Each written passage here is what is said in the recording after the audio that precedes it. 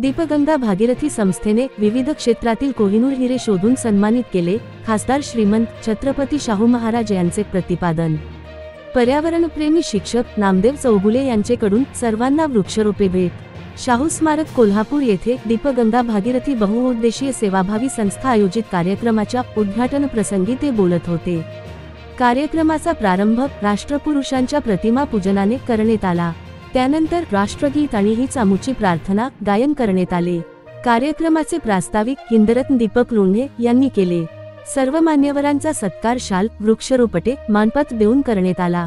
छत्रपती शाहू महाराज पुढे म्हणाले, महाराष्ट्रातील विविध क्षेत्रातील प्रसिद्धीपासून दूर असणारे पण चाकोरीबाहेर काम करणारे कोहिनूर हिरे शोधून आज शाहूनगरीत त्यांचा सन्मान होत आहे, ही सर्वांसाठी अभिमानाची गोष्ट असून सर्वांना माझ्या मनःपूर्वक हार्दिक शुभेच्छा व मानपत्र देऊन सत्कार केल्याबद्दल आभार मानले। दीपगंगा भागीरथी बहुउद्देशीय संस्थेची स्थापना करणारे हिंदरत्न दीपक लोंढे आणि अनाथाची नाथ समाजसेविका शारदा लोंढे दाम्पत्याने आपली घरदारासह सर्व स्थावर विकून शारदा वृद्धाश्रम चालवून एक नवा आदर्शच निर्माण केला। सर्वस्वाचा त्याग करून वृद्धांच्या चेहऱ्यावर हास्य निर्माण केले। नियोजित शारदा वृद्धसेवाश्रम संकुल कोल्हापूर जिल्ह्यात सुरू करायचा मानस असून शाहूनगरीतील दानशूर व्यक्तींनी सर्वांनी यथाशक्ती मदत करून संकुल निर्मिती कार्यास करावे। हृदय प्रकाशन कोल्हापूर आणि संध्या भांडरे लिखित काव्यसंध्या या कविता संग्रहाचा प्रकाशन सोहळा मान्यवरांचे शुभहस्ते पार पडला।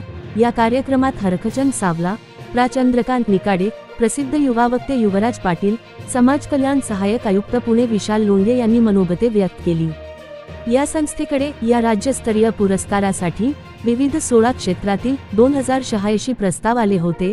त्यातून 42 जणांची निशुल्क निवड करून कोल्हापुरी फेटा, सन्मानचिन्ह, वृक्षरोपटे भेट देण्यात आले। प्रत्येक सण समारंभ पर्यावरणपूरक करणारे अर्जुनी तालुका कागल शाळेचे पर्यावरणप्रेमी शिक्षक नामदेवराव चौगुले यांनी या सन्मान सोहळ्यातील सत्कार मूर्ती आणि व्यासपीठावरील मान्यवरांना स्वखर्चाने वृक्षरोपे भेट देत झाडे लावू पर्यावरण वाचवूया या संदेशासह हिंदरत्न दीपक लोंढे व शारदा लोंढे यांना शाल, साडी, वृक्षरोपे, शंभूराजे प्रतिमा भेट दिली।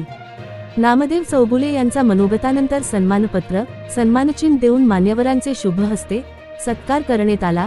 याप्रसंगी भूषणीदीप, डॉक्टर रवींद्र ताटे, संजय खाडे, संजय गायकवाड, सूर्यप्रकाश राऊत, आर्यदीप लोंढे, मीनाताई मारू, मोरक्या चित्रपट लेखक दिग्दर्शक अमर देवकर उपस्थित होते। या कार्यक्रमाचे नेटके आयोजन दीपस्तंभ शैक्षणिक संस्था अध्यक्ष सर्व शिक्षक स्टाफ कर्मचारी यांनी केले होते। सूत्रसंचलन शिवानंद स्वामी यांनी केले तर आभार देव यांनी मानले। दीपगंगा भागीरथी बहुउद्देशीय सेवाभावी संस्था महाराष्ट्र राज्य संचलित शारदा वृद्ध सेवाश्रम आयोजित दीपगंगा भागीरथी राज्यस्तरीय पुरस्कार 2024 आज इथं पुरस्कार वितरणाचा कार्यक्रम आहे। या कार्यक्रमासाठी व्यासपीठ अस्तनस्त झालेले कोल्हापूर संस्थानचे अधिपती तथा कोल्हापूर लोकसभा मतदारसंघाचे खासदार, जनतेचे राजे माननीय Shrimant Shahu Maharaj Chhatrapati Jeevanjyot cancer league trust मुंबईचे हरखचंद सावला सर, समाज कल्याण पुणे विभागाचे सहाय्यक आयुक्त माननीय विशाल लोंढे सर, हृदय प्रकाशन कोल्हापूरचे माझे गुरुवर्य चंद्रकांत निकाडे सर, युवा व्याख्याते माननीय युवराज पाटील सर, कवयित्री संध्या भांगरे, 3 राष्ट्रीय पुरस्कार विजेत्या मोरक्या चित्रपटाचे लेखक दिग्दर्शक अभिनेते आणि सहनिर्माते माननीय अमर देवकर सर, नियोजन व संयोजन करणारे दीपस्तंभ शैक्षणिक संस्थेचे माझे जिवलग मित्र पाठीराखे देव सर, माझी आई, माझी पत्नी, या सोहळ्यासाठी खास निमंत्रित केलेले मनपा वैद्यकीय आरोग्य अधिकारी डॉक्टर ताटे सर, समाजसेवा अधीक्षक माननीय खाडे सर, माननीय राव सर, दीप मॅडम, दीप सर, सामाजिक कार्यकर्ते माझ्या मानस भगिनी मीनाताई मारू आणि ज्येष्ठ विचारवंत माझे सासरे सुनील कुमार लवटे दादांचे मानसपुत्र सचिन वायकुळे सर आणि सर्व अधिकारी, पदाधिकारी, नेते, उपनेते, कार्यकर्ते, पुरस्कारार्थी, मायबाप, बंधू भगिनींनो आणि मित्रांनो, माझा सर्वांना प्रथमतः नमस्कार, जय भीम। ज्या मानव समाजात आपण जन्माला आलो त्या समाजाला आपण काहीतरी देणं लागतो. या न्यायाने ते देणं देण्याचा छोटासा प्रयत्न दीपगंगा भागीरथी बहुउद्देशीय सेवाभावी संस्था आणि शारदा वृद्ध सेवाश्रमच्या माध्यमातून आम्ही उभयंत सातत्याने करत असतो आहे. केवळ जल करण्यासाठी आमचा उभयंता जन्म झाल्याचं सर्वश्रुत आहे हे इथं वेगळं सांगायला नको. आईने मला जन्म दिला, आजीने मला जगणं शिकवलं आणि माझ्या सहचारिणी शारदानं मला समाजसेवा शिकवली. वैद्यकीय महाविद्यालय आणि रुग्णालयामध्ये जनसंपर्क अधिकारी असलेला माझा चिरंजीव आर्यदीप आणि MSWच्या दुसऱ्या वर्गात शिकत असलेला श्री आर्य माझा दुसरा चिरंजीव यांच्या सर्वांच्या पाठबळामुळं आम्ही शारदा वृद्ध सेवाश्रमचं हे रोप लावलं. आम्ही सर्वस्व म्हणजे माझं घरदार सगळं अगदी शारदाच्या माझ्या बायकोच्या गळ्यातले दागदागिने सगळे विकून जागा घेतली आश्रमसाठी. तर बोरपाडले फाटा कोल्हापूरमध्ये त्या जागेवरती शारदा वृद्ध सेवाश्रमचं इमारती संकुल बांधण्याचा मानस आहे. तुम्हाला शक्य नाही, तुमच्या सर्वांच्या मदतीने ते शक्य होईल. सर्वांनी मला मदत करावी. आपल्या संस्थेचे ATJ 12 नीती आयोग CSR सर्व सर्टिफिकेट आहेत. संस्था नोंदणी करत आहे. मी सांगली सोडून कोल्हापूरमध्ये राजश्री शाहू महाराजांच्या नगरीमध्ये आलोय. महाराजांच्या आशीर्वादानं त्यांनी मला आश्रय द्यावा एवढीच अपेक्षा करतो आणि सर्वांचे मनपूर्वक अभिनंदन करतो. धन्यवाद. हे चांगलं आहे. तर आपण सगळं आज इथं उपस्थित असलेले शारदा वृद्धाश्रम सांगली व कोल्हापूर आयोजित दीपगंगा भागीरथी राज्यस्तरीय पुरस्कार 2024 च्या कार्यक्रमासाठी आज आपण इथं सर्व उपस्थित आहात. आणि समाधानाची गोष्ट ही आहे की ही संस्था त्यांच्या सभासदांच्या द्वारे आणि त्यांच्या कार्यकर्त्यांच्या द्वारे सेवाभावी ही संस्था तयार झालेली आहे आणि समाजसेवा सातत्याने करीत आहे. ही एक चांगली गोष्ट आहे. आत्ताच आपल्या सरांनी म्हणजे सावरकर सरांनी सांगितलं, आत्ताच मला माहिती दिली की पुण्यामध्ये दररोज 700 लोकांना ते अन्नधान्य पुरवतात आणि त्यांचं सांभाळतात. त्यांना अशा तऱ्हेने टाटा इन्स्टिट्यूटमध्ये आलेले जे मंडळी आहेत त्यांना यांचं सहकार्य मिळतं आहे.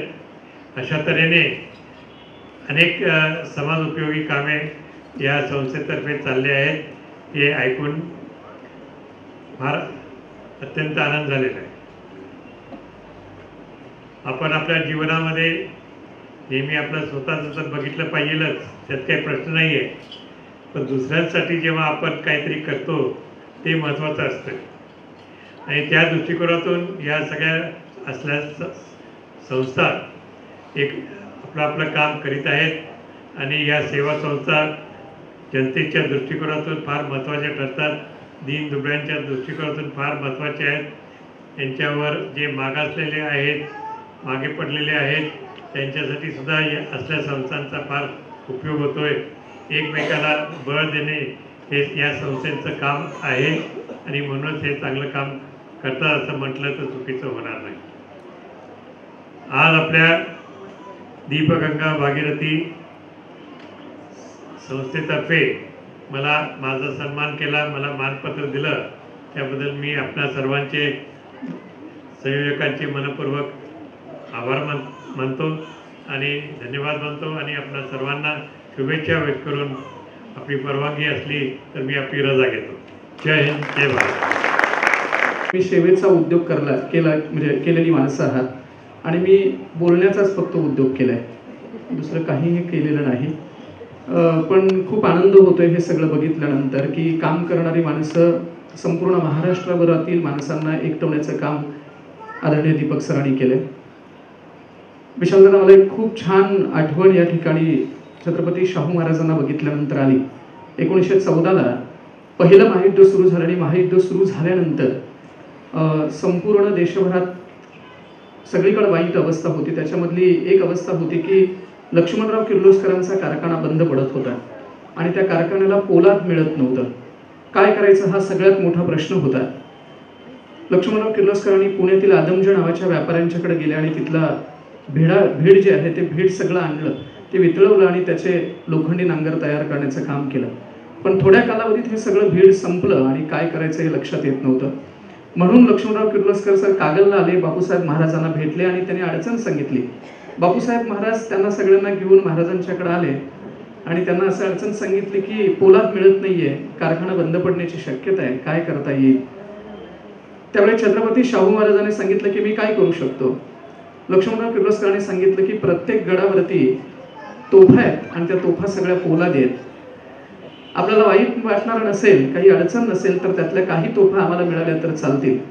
छत्रपती शाहू महाराजांनी त्या काळामध्ये 128 तोफा लक्ष्मणराव किर्लोस्करांच्या कारखान्याला दान केल्या होत्या आणि सगळ्यात महत्त्वाचं त्यातली एक तोफ ओढायला 7 बैलगाड्या लागत होत्या. छत्रपती शाहू महाराजांच्या हा सेवेचा वारसा या मातीनं कायम ठेवलेला आपल्याला दिसतो आणि तो संपूर्ण महाराष्ट्रानं देखील हा वारसा ठेवलेला दिसतो.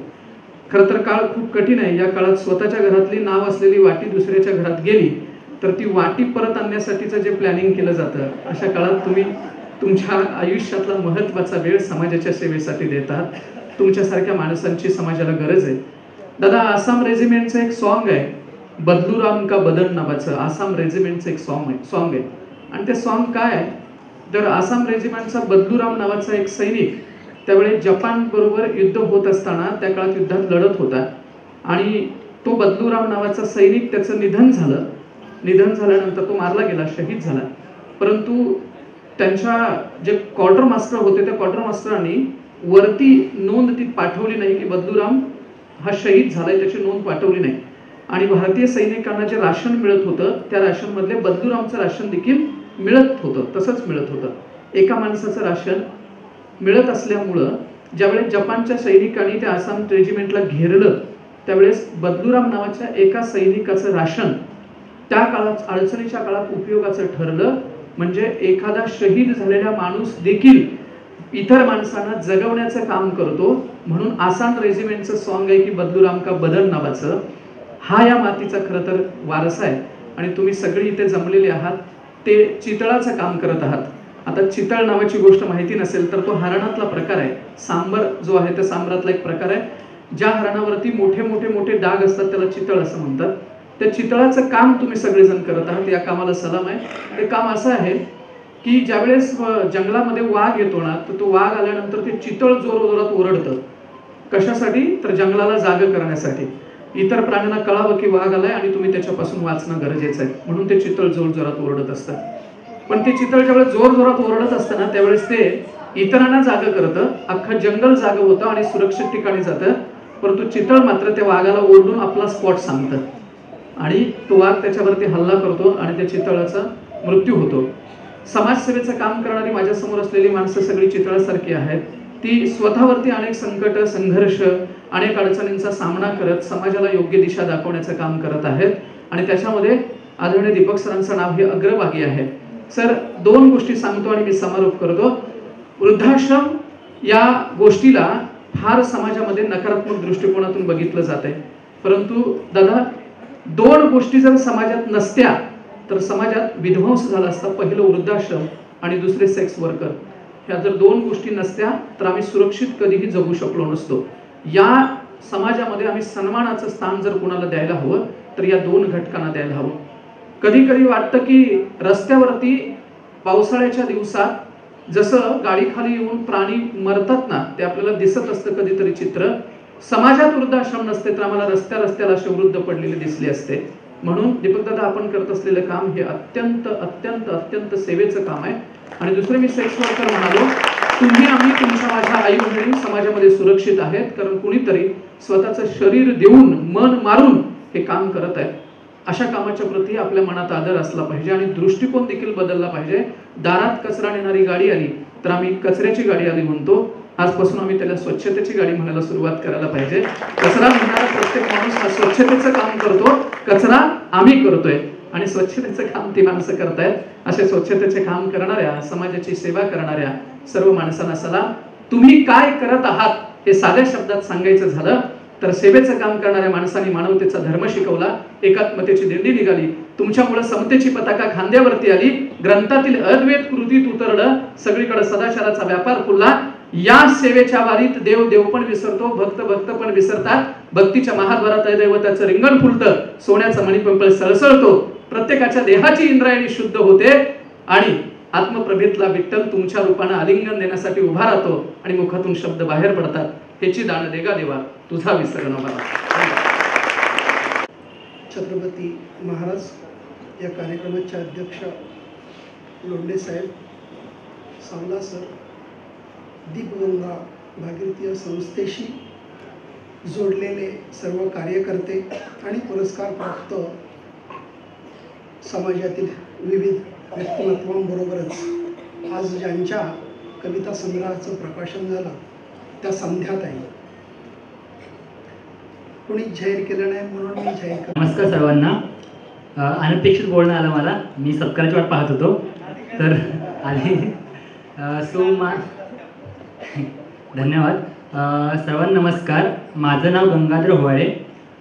मी सध्या सहाय्यक राज्यकर आयुक्त मुंबई येथे कार्यरत आहे. म्हणजे मी गव्हर्नमेंट ऑफ महाराष्ट्रामध्ये क्लास 1 पदावरती कार्यरत आहे. आत्ता माझी नुकतीच उपजिल्हाधिकारी म्हणून निवड झालेली आहे.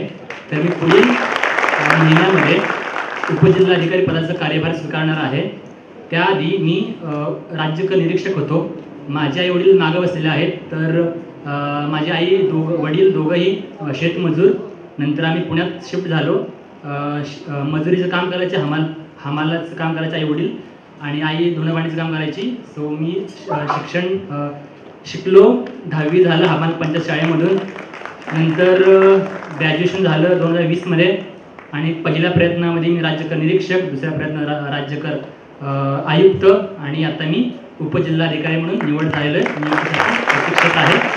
तो माझा सत्कार ॲक्च्युली मी नको म्हणत होतो. सत्कार दीपक साहेबांनी मला कॉल केला होता. तर मी म्हटलं की ह्या जिथं सत्कार समारंभ आयोजित करत आहात त्यामध्ये खूप खूप मोठे असे दिग्गज मंडळी आहेत.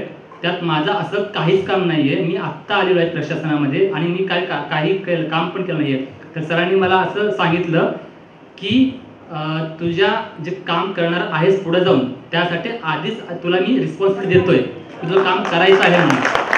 ते मला ते मर्म समजलं. त्यामुळे मी लगेच म्हटलं आई आणि वडिलांनी बोलवलं, त्यामुळे सत्कार घ्यायचा आहे. आणि मी खरंच सर त्या सत्काराचं जे काही स्वरूप असेल ते माझ्या हृदयावर कायमस्वरूपी असेल. आणि मी जाणीव असेल मला की कार्य करताना की दीपगंगा भगीरथी संस्थेने मला दिलं होतं, कारण की समाजात आपण देणं लागतो. 100% प्रयत्न करायचं. धन्यवाद सर्वांना. झुडूप होतं आणि त्या काटेरी झुडपामध्ये गेल्यानंतर त्या काटेरी झुडपामध्ये फडफड करत असलेलं फुलपाखरू त्याने घेतलं आणि त्या फुलपाखराला अलगद पकडलं आणि मग त्याला असं त्याच्या मुक्त वातावरणामध्ये सोडून दिलं आणि मग त्याचा जीव वाचला. ठोकळा ज्याने उचलला त्याने त्याला विचारलं की तुला जो आवाज ऐकायला आला तो त्या फुलपाखरांच्या पंखांचा तो कस काय आला. तर त्याने एक गोष्ट सांगितलं की मित्रा, तुझ्यात आणि माझ्यामध्ये एवढाच फरक आहे की तू जो आहे तो कानाने ऐकतो आणि मी जे आहे ते मनाने ऐकतो. त्याला मनाचा आवाज ऐकता आला तो माणूस या सगळ्या व्यवस्थेमध्ये अतिशय उच्च शिखरावर जातो. आणि म्हणून या ठिकाणी दीपक लोंढे सर हे मनाचा आवाज ऐकणाऱ्याच्या वर्गातले आहेत. आणि म्हणून शमीबा पाटील या ठिकाणी असतील किंवा अमर देवकर असतील, डॉक्टर ताटे साहेब असतील किंवा युवराज पाटील असतील, या सगळ्यांनी मनाचा आवाज ऐकण्याचं ठरवलं आणि म्हणून ती या उंचीवर आहे. मला वाटतं की या सगळ्या पातळींवर एक गोष्ट केली पाहिजे की आपण उघड्यावर असलेली भाजीचं जे आहे त्या भाजीकडनं सुद्धा शिकलं पाहिजे. जे अंगावर घालतो ते कपडे शोरूम मध्ये असतात, जे पोटात जातं ती भाजी उघड्यावर असते. मला वाटतं संस्कार पण असे उघड्यावर येण्याआधी आपण त्याला आपल्या अंतर्गत आणि आपल्या अंतर्मनामध्ये साठवलं पाहिजे. आणि साठवण्याची शक्ती दीपगंगा बहुउद्देशीय संस्थेनं या पुरस्काराच्या निमित्त आम्हाला दिली. आणि म्हणून मी आपल्या सगळ्यांच्या वतीनं मी लोंढे सरांच्या या ठिकाणी मनापासून आभार मानतो आणि त्यांच्यापुढे नतमस्तक होतो. धन्यवाद. रंगी सलाम ऐकताना वेगळं वाटलं असेल. जैविक परिचयाचा आहे पण सतरंगी आणि सबरंगी सलाम, कारण रंग वाटून घेणाऱ्या संस्कृतीमध्ये मी सप्तरंगी जगणं आयुष्य शोधते आणि माझ्या वाट्या इथंच आहे. म्हणून सतरंगी आणि सबरंगी सलाम सगळ्यांना. सर्वप्रथम आजच्या या विचार मंचावर आणि पुरस्कार सोहळ्याला उपस्थित आमचे सन्माननीय मित्र आदरणीय लोंढे सर, त्यासोबतच ज्यांनी कुठल्याही प्रकारचा परिचय नसताना मला फोनवरून तुम्ही पुरस्काराला येणार का, आम्ही अशा पद्धतीचा पुरस्कार आयोजित करतोय म्हणून ज्यांनी फोन करून बोलवलं असे आदरणीय दीपकदादा लोंढे असतील आणि ज्यांनी माझं नाव त्यांना सुचवलं आणि सातत्याने संपर्कात असतात असे वायकुळे सर असतील, सातत्याने माझ्यासोबत मला सहकारी म्हणून माझ्या या सगळ्या प्रवासामध्ये माझ्यासोबत असतात असे माझे मित्र अरमान मुल्ला असतील आणि या सभागृहामध्ये उपस्थित सर्वच्या सर्व, खरं म्हणायला गेलं तर पुरस्कार मिळावा इतकं मोठं मी काही केलेलं नाहीये, पण मी म्हणते की मोठ्या मनाची माणसं समाजात आहेत, त्यामुळे माझ्यासारख्या जगण्याच्या वाटा शोधणाऱ्या, एकटी म्हणून नाही, शमीबा एकटी म्हणून काही करत नाही, तिला एकटीला म्हणून काही करायचं नाहीये, ती जे काही करते माझ्या हजारो बहिणी आहेत ज्या जगण्याची वाट शोधतायत, धडपडतायत, अशी हजारो पाखर आहेत अजून जी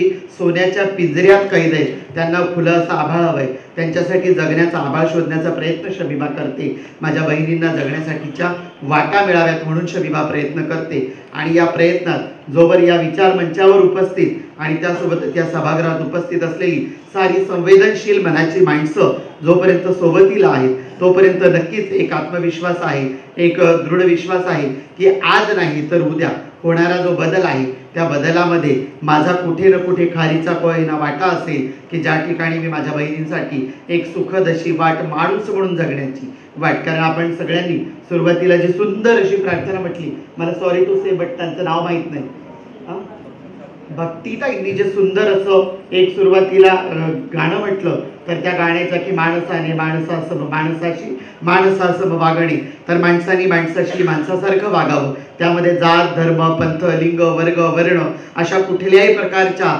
भेदाच्या भिंती नसाव्यात, तुझं आणि माझं रक्त लाल आहे, मला नेहमी बोलताना नाना पाटेकरचा क्रांतीवीर मधला डायलॉग नेहमी आठवतो, दंगा होतो आणि मग एक म्हणतो की हिंदू ने मुसलमान की बस्ती जला दी, मुसलमानों ने हिंदू की बस्ती जला दी, नाना पाटेकर फाटक्या लुंगीतल्या एकाला जवळ बोलवतो, पटकन एक दगड घेतो, त्याचा हात चेचतो, स्वतःचा हात चेचतो आणि म्हणतो की ये देख हिंदू का खून और ये मुसलमान का खून, अब बता इसमें से कौन सा खून किसका है. तसं मी नेहमी म्हणते की दाखव बाबा हे पुरुषाचं रक्त आहे, हे बाईचं रक्त आहे, त्यात पुरुष आणि बाई हे तुम्ही सामाजिक दृष्ट्या ठरवलंय म्हणून हे शब्द वापरावे लागतात बरं, नाहीतर मी या शब्दांच्या विरोधात आहे. अजूनही आपण भाषेमध्ये देखील भेदाच्या पलीकडे गेलो नाहीयेत आणि मराठीसारखी जेंडर बाहेर भाषा कुठेच नाहीये.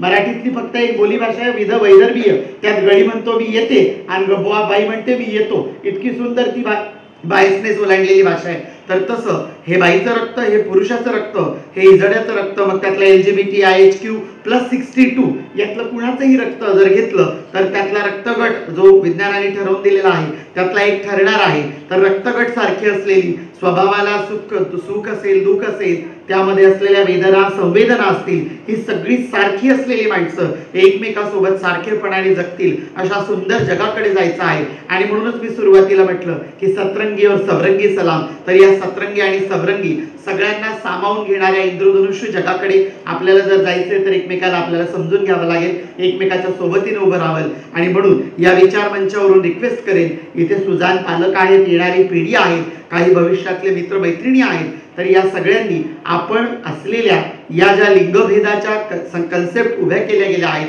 आपण कारण ज्या भूमीमध्ये उभे आहोत ही समता भूमी आहे, ही शाहूंची भूमी आहे, ही अंबा लक्ष्मीच्या मैदानी मुलूक असलेल्या मातृकांची भूमी आहे. त्यामध्ये ही अपेक्षा मी ठेवू शकते की यातून हा वसा आणि हा विचार अधिक वेगाने पुढे जावा आणि आपण सगळ्यांनी हा संकल्प दृढ करावा की माणसाने माणसाशी माणसासारखं वागूया, सुंदर जग तयार करूया.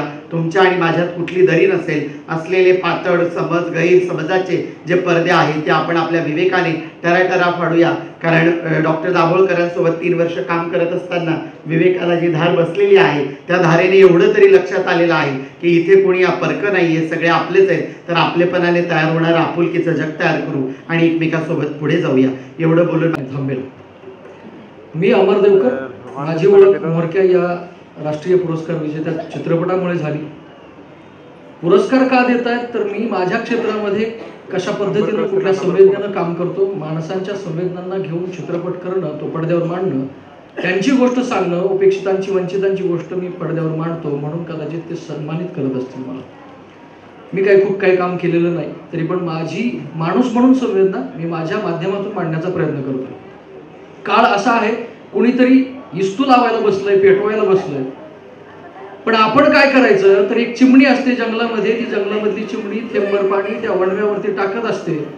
इतर प्राणी म्हणतात अगं बाई तुझ्या त्या 2 थेंबांनी काय फरक पडणार आहे का, वणवा विझणार आहे का. पण ती म्हणते की जेव्हा इतिहास लिहिला जाईल तेव्हा मी पेटवणाऱ्यांमध्ये नाही तर विझवणाऱ्यांमध्ये होते. हा इतिहास लिहिला जाईल. म्होरक्या, जी समद्यांना मोहरं घेऊन जातो त्याला म्होरक्या म्हणतात. मोहरं म्हणजे संपन्नतेकडे, माणूसपणाकडे, वैश्विकतेकडे. पण आपण बघतोय म्होरक्या स्वतःलाच घेऊन पुढे जात असतील तर त्याला म्होरक्या म्हणायचं नाही.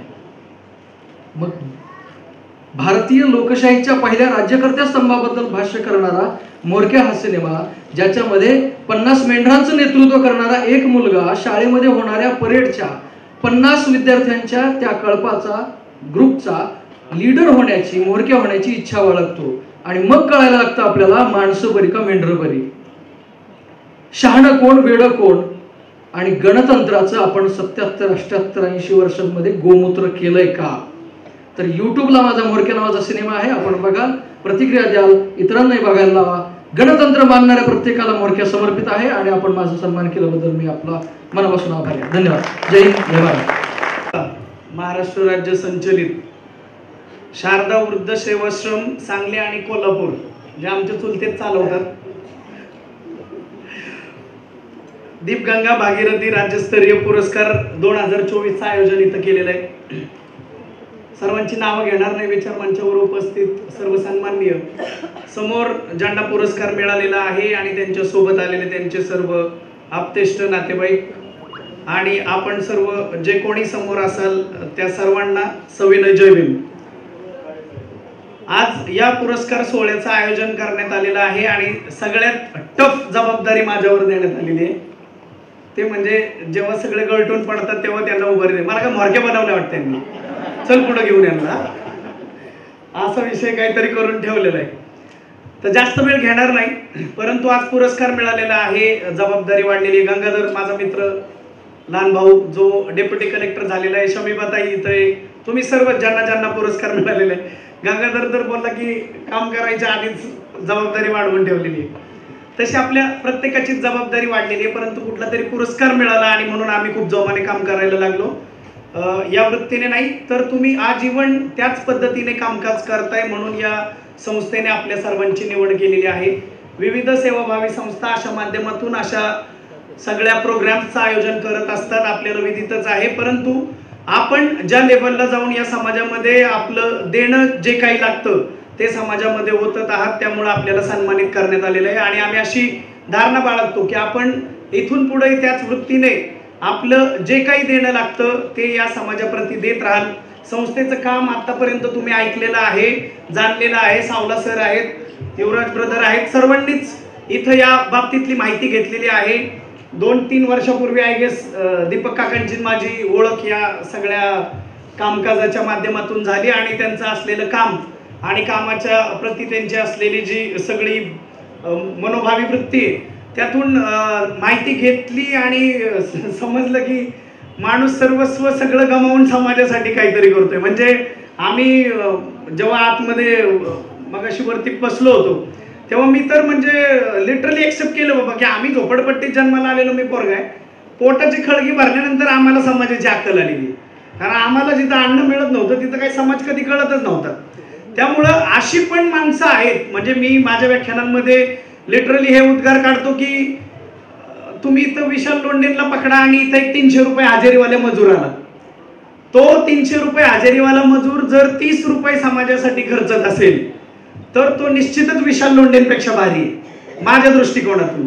कारण स्वतःच्या उत्पन्नाच्या 10% वाटा तो समाजाप्रती आपली असलेली जी काही आपण म्हणूया आपल्याला जे देणं लागतं तो त्याच्यामध्ये होतच असतो. बाबासाहेबांनी देखील त्यावेळी आपल्याला याच वृत्तीने आवाहन केलं होतं की आपण आपल्या उत्पन्नाचा 20वा हिस्सा समाजासाठी हे करा. मी म्हणतो की आमच्या येणाऱ्या पुढच्या पिढ्यांनी अशा लेवलला स्वतःला सक्षम केलं पाहिजे की आपल्या उत्पन्नाचा अर्धा हिस्सा खर्च करताना सुद्धा टेन्शन येतं कामा नये. म्हणजे आपण या लेवलला स्वतःला नेऊन ठेवलं पाहिजे की मग समाजामध्ये आपल्याला जे काही देणं लागतंय ते देण्यासाठी आपला हात कधी कचरता कामा नये. आपण त्या लेवलला स्वतःला नेण्यासाठीच्या पिढ्या पुढच्या तयार करत आहोत का? 3 वर्षाची पोरगी आहे माझी, काय त्याला म्हणतात, नर्सरीला जाते आता ते फॅड आहे. आम्ही काय बालवाडीत होतो वाटतं ना, आम्ही मनपा शाळेत शिकलेलो आहे. ती आता एकदमच बस अधिकाऱ्यांची पोरगी जाती शाळेत. ती गर्भाशयात ज्या दिवशी होती आणि आम्हाला समजलं त्या पट्टीवर 2 रेषा उमटल्या आणि आम्ही आनंदित झालो, आता आम्हाला लेकरू होणार आहे. आम्हाला माहित नव्हतं ती कोण आहे, पोरगी आहे पोरगा आहे काय. परंतु त्या दिवसापासून आम्ही तिच्यावरती छत्रपती शिवाजी महाराज फुले शाहू आंबेडकरांच्या विचारांचा मारा करतो. बायकोला वाचायला पुस्तकं दिली. ती जन्माला आल्यानंतर तुम्ही कुठेही बघा सोशल मीडिया, 3 जानेवारीला आता रिसेंटली सावित्रीमाईंची जयंती झाली. आमची पोर सावित्रीमाईंच्या रूपात शाळेत होती. त्यामुळं आपल्याला केवळ अपत्य जन्माला घालून समाजाच्या गावगाड्यात त्याला सोडणं आणि मग मोठेपणी ते काय झालं, डॉक्टर झालं, इंजिनियर झालं, वकील झालं, बिझनेसमॅन झालं, येवलेच्या टपरी टाकली, काय केलं तर त्यांनी स्वतःचा संसार उभा केला किंवा नाही उभा केला. चोऱ्या माऱ्या केल्या, चेन स्नॅचिंग केली, मारामाऱ्या केल्या. काल ते सैफ अली खानला कोणीतरी ओढले. असं काय काय सगळ्या खबरी येतात. पैशासाठीच केलं असेल ना, ते पण कुणाच्या तरी गर्भातनं आलेलं असेल, ते पण कुणाचं तरी अपत्य असेल. समाजात त्या लेवलची माणसं आपण घडवतोय का याच्यावरती विचारमंथन होणं गरजेचं आहे. अपत्य जेव्हा जन्माला घालतील आमच्या पुढच्या पिढ्या किंवा आमच्या आत्ताची भावंड, त्यांनी आपल्या अपत्यांवर वर्कआउट करणं अत्यंत गरजेचं आहे. समाजाच्या गावगाड्यात तुम्ही सोडून द्याल, एक तर ते चांगलं होईल नाही तर वाईट होईल. मग दोष कुणाला देतात, देणं गरजेचं नाहीये. म्हणून आज इथं जमलेली जी सुज्ञ माणसं आहेत ती त्या लेवलची आहेत. परंतु आपल्या योग्य आपल्या आजूबाजूला असणाऱ्या अशा माणसांना घडवणं देखील आपलं काम आहे आणि ते तुम्ही सर्वजण सातत्याने कराल. वय वर्ष 36 आहे माझं, 40 मुलं दत्तक घेतलेली. लहान नाही, पुढचं ऐका, लहान नाही, अन्न पाणी चारण्यासाठी नाही. ती मुलं मुली आहेत 21 ते 30 वर्षातली. आम्ही त्यांना राहणं खाणं, लायब्ररी, अभ्यास, पुस्तकं, त्यांचे writing papers, Xerox papers, everything आम्ही त्यांना प्रोव्हाइड करतोय. का? शिकून एक सर्टिफिकेट घेण्यासाठी, बीकॉम BA BSc होण्यासाठी नाही. आम्हाला त्यांना जिल्ह्याचे जिल्हाधिकारी बनवायचंय आणि मग ते आमच्या विचारांनी काम करतील. जेव्हा ते आमच्या विचारांनी काम करतील, या महामानवांचे विचार समाजामध्ये घेऊन उतरतील, त्यावेळी निश्चितच जसं हे काका ज्या पद्धतीने वृद्धाश्रम चालवतील, लक्ष देईल कोणीतरी त्यांच्याकडं. की पावर असलेला माणूस जर त्या पदावर असला तर तो या संस्थांना कशा पद्धतीने अनुदान मिळेल याच्या मागे लागेल. या वृत्तीने आम्ही त्या पद्धतीने कामकाज करतोय आणि आपण सर्व देखील त्याच पद्धतीने समाजामध्ये आपला जीव ओतत आहात. त्याबद्दल पुन्हा एकदा सर्वांचं मी अभिनंदन करतो. आपल्या सर्वांना ज्यांना पुरस्कार मिळालेले जबाबदाऱ्या वाढवून आपण स्वतःच्या घेतलेल्या आहेत आणि त्या तुम्ही पार पाडाल अशी अपेक्षा व्यक्त करतो. संयोजकांनी हा दैदिप्यमान सोहळा इथं आयोजित केला त्याबद्दल त्यांचेही अभिनंदन करतो. इथं बोलवलं मला माणसां आणि खऱ्या अर्थानं म्हणजे ज्यांनी आपलं सर्वस्व या समाजासाठी अर्पण केलं आणि अर्पण करून खऱ्या अर्थानं जी गरज आहे, म्हणजे आम्ही म्हणतो की हे जुनं फर्निचर आहे आणि जुनं फर्निचर हे अडगळीत पडतंय, तर ते तशा प्रकारे आपल्या घरामधील ही जी सगळी मंडळी ही बाजूला पडत आहेत, तर त्यांना एक मायेचा ओलावा देण्याचं काम दीपक सर आणि त्यांच्या सुवेदी पत्नी यांनी केलेलं आहे. खऱ्या अर्थानं यानंतरच्या काळात सुद्धा आमच्या या शाहूनगरीमध्ये जे नियोजित त्यांचं वृद्धाश्रम, शारदा वृद्धाश्रम जे सुरू होत आहे, तर या शाहूनगरीमध्ये त्यांना अतिशय चांगल्या प्रकारचा या ठिकाणी पाठिंबा मिळेल. आणि सयाजी शिंदे सर नेहमी म्हणायचे की झाडाला कुठली जात नसते मग माणसाला का असते. तर मी मध्यंतरी ज्यावेळी थायलंडला गेलो तर अलकायदर नावाचा जो शो आहे, तर या शोच्या माध्यमातून जे तृतीयपंथी आपण ज्याला म्हणतोय, तर त्यांना देखील एक मानाचं स्थान जर एवढा छोटा देश देत असेल तर तुम्ही आम्ही सुद्धा यावरती सुद्धा काम करायला पाहिजे. गेल्या 25 वर्षामध्ये हजारो झाडं लावण्याचं काम आमच्या हातून घडलं आणि हे काम करत असताना प्रथमतः ते आमच्या डोक्यामध्ये झाड जगल्यामुळं ते आम्ही जमिनीवरती लावू शकलेलं आहे. आणि खरोखर दीपक सर तुम्ही सुद्धा हे वृद्धाश्रमचं काम करत असताना ती प्रतिभा तुमच्या डोक्यामध्ये होती आणि ती सत्यात उतरायचं काम तुम्ही केलेलं आहे. यानंतरच्या काळामध्ये आपल्या या दीपगंगा भागीरथी या बहुउद्देशीय संस्थेसाठी तुम्ही आम्ही सर्वजण कटिबद्ध राहू. आणि खरोखरच आज 2084 प्रस्ताव आलेले असताना कुठल्याही प्रकारचं शुल्क न घेता तुम्ही जे पुरस्कार दिलेले आहेत, तर हे सगळे पुरस्कार कुणाचीही शिफारस न होता त्यांनी केलेल्या कामाचं तुम्ही केलेलं हे कौतुक आहे. आणि यातून खऱ्या अर्थानं ज्यांच्या डोक्यावरती तुम्ही फेटे बांधलेले आहात तर हे फेटे नसून ती सुद्धा तुमची एक जबाबदारी आहे आणि यानंतरच्या काळामध्ये तुम्ही सुद्धा यापेक्षा जबाबदारीने काम करावं आणि अशाच प्रकारचे लोक आपल्या समाजामध्ये निर्माण व्हावेत. संयोजकांनी या ठिकाणी आम्हाला आजचा हा राज्यस्तरीय पुरस्कार वितरण सोहळा जरी असला तर त्याला पर्यावरण पूरक करण्याची सुवर्ण संधी माझ्यासारख्या जिल्हा परिषदेच्या एका शिक्षकाला दिली. त्याबद्दल मी आपला आभारी आहे. धन्यवाद.